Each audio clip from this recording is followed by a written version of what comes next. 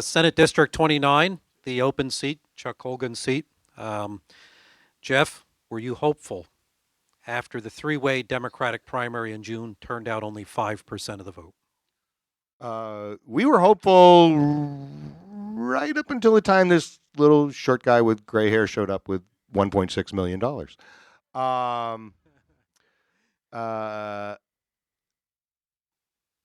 Hal Parrish is one of the other three heroes for me this cycle. And the reason why is that we would never have even been talking about this particular seat were it not for the fact that he decided to make a run for it. He polled far better than any other candidate. He defied gravity in the polling in what is a safely Democratic district all the way through until every town got into the race.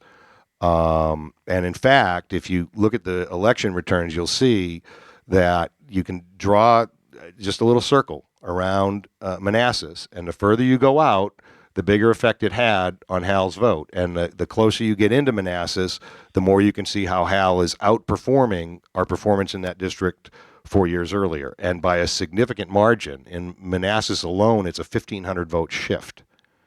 So the people who knew him best, it had absolutely no effect. The people who did not, it had quite a bit of effect, just because it was such an overwhelming amount of money that was able to identify him. He was defying gravity for us throughout the race, and in fact, about 4 weeks out, we still had him. We still had him with a pretty significant lead. It was unfortunate the way it turned out from our perspective, not from Brian's. But then again, this is another example of give the people what they want.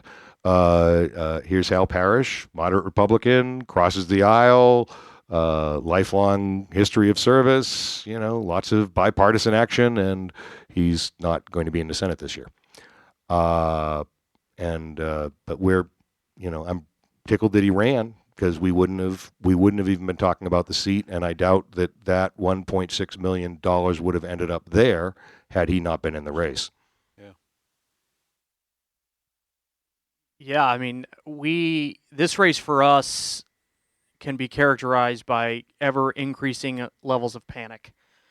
The primary, the primary was number one with just the lack of turnout by any measure whatsoever. It was extremely concerning. Prince William is notoriously bad, but this was the worst of all.